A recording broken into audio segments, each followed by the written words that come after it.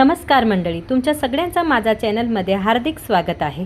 तर आज आपण असे पौष्टिक आणि स्वादिष्ट आणि वेट लॉससाठी परफेक्ट असे मस्त व्हेजिटेबल धिरडे बनवणार आहोत, जे तुमच्या डाएटसाठी किंवा वेट लॉससाठी पण खूपच हेल्पफुल होणार आहे आणि मुलांना ब्रेकफास्टसाठी पण खूप छान होणार आहे।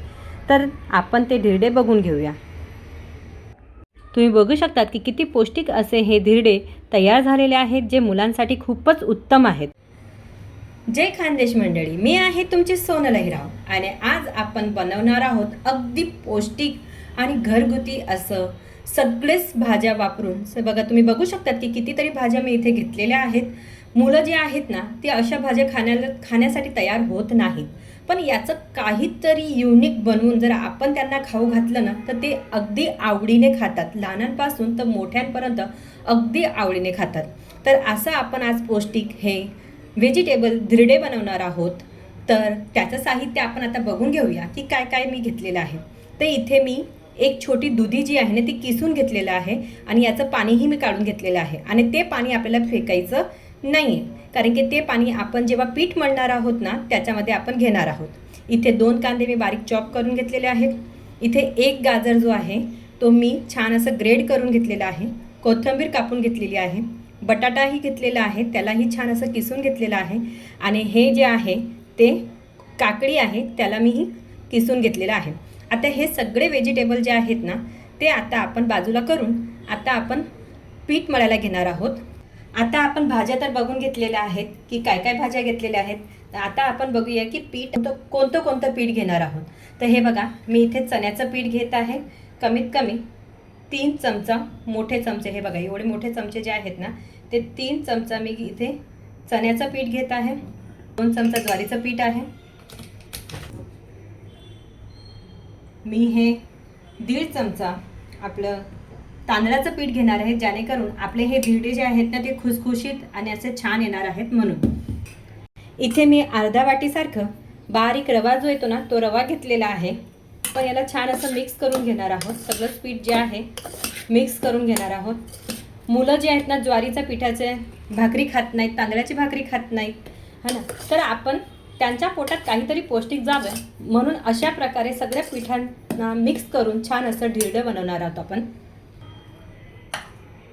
आता आपण याच्यामध्ये एक एक करून जेवढ्या पण भाज्या आपण किसून घेतलेल्या आहेत, त्या भाज्या आपण याच्यामध्ये टाकून घेणार आहोत। मी दुधी टाकून घेतलेला आहे, बारीक चिरलेले कांदा टाकून घेतलेला आहे,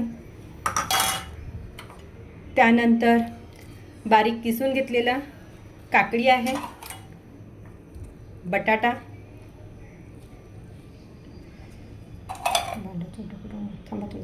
त्यानंतर बारीक किसलेला गाजर आणि बारीक चिरून घेतलेली कोथिंबीर। मी 2 चमचा तीळ घातलेला आहे।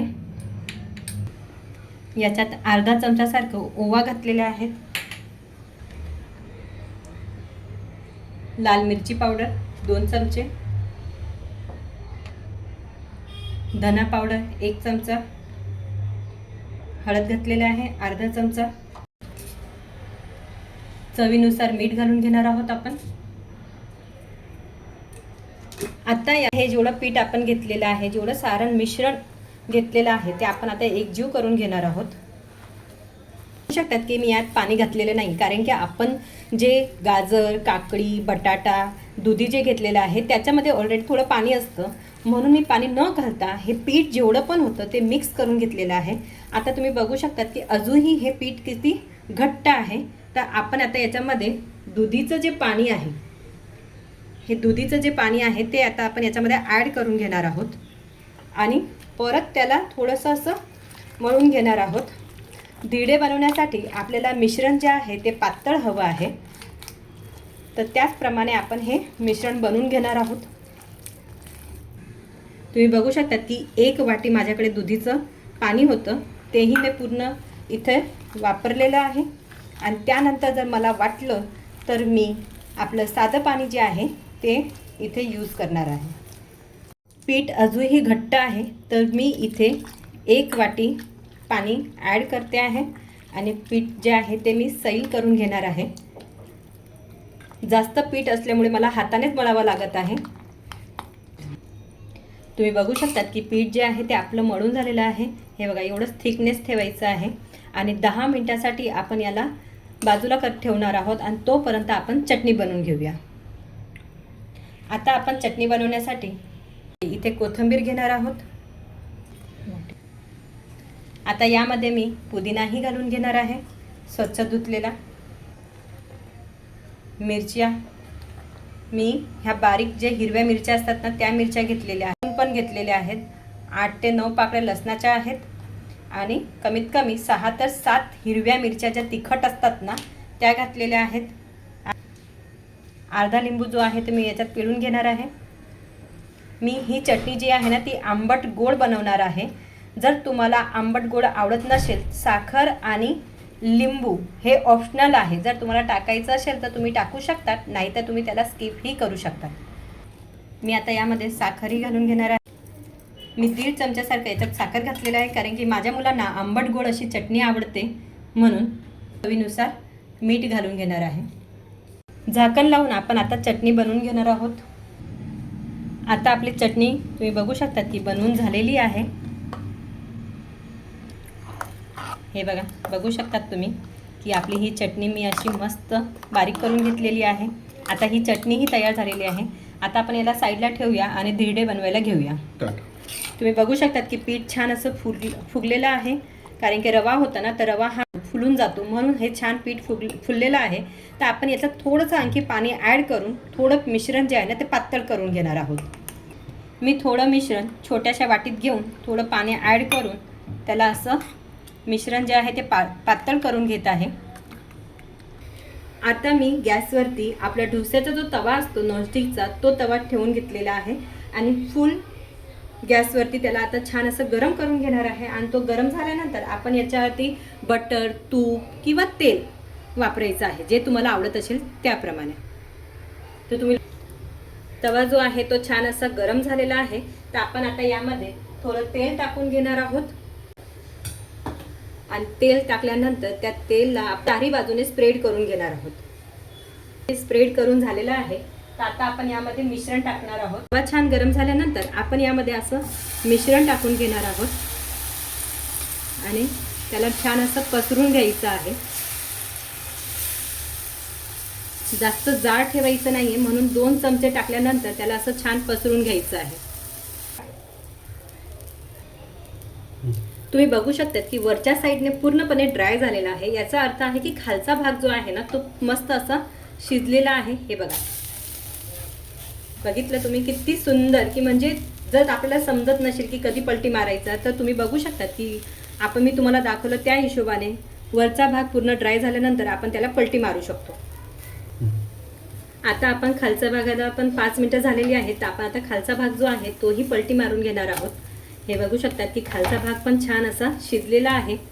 तर अशा प्रकारे आपलं हे धिरडं जे आहे ते तयार झालेलं आहे। हा धिरडं ना तुम्ही वजन कमी करण्यासाठी खूप उपयुक्त आहे, कारण की याच्यात कुठल्याही प्रकाराचा आपण जास्त तेल वगैरे काही यूज केलेलं नाही। बघा, मी फर्स्ट टाइम तेल यूज केलेलं आहे, म्हणजे पहिल्या वेळेस जेव्हा आपण धिरडे उतरवतो ना त्यावेळेसच तेलाचा उपयोग जास्त केलेला, थोडासा केलेला आहे। त्यानंतर तुम्ही तेल नाहीही घातलं तरीही चालणार आहे। पूर्णपणे ऑइल फ्री हा धिरडं बनणार आहे।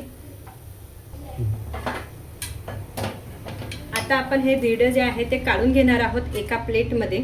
अशाच प्रकारे आपण दुसरं धिरडंही बनवून घेणार आहोत। अशाच प्रकारे बघा, तुम्ही आता बघू शकतात की मी तव्यामध्ये आता मी तेल टाकलेलं नाहीये। वेट लॉससाठी हे खूप उपयुक्त आहे, म्हणजे बिलकुलही तेल आपल्या पोटात जाणार नाही आणि वजनही खूप झपाट्याने कमी होणार। आणि हे खाल्ल्यानंतर तुमचं पोट कमीत कमी 3 ते 4 तासासाठी फुल भरलेलं असणार आहे। हे बघा, अशाच प्रकारे मी दुसरंही धिरडं तयार करून घेतलेलं आहे।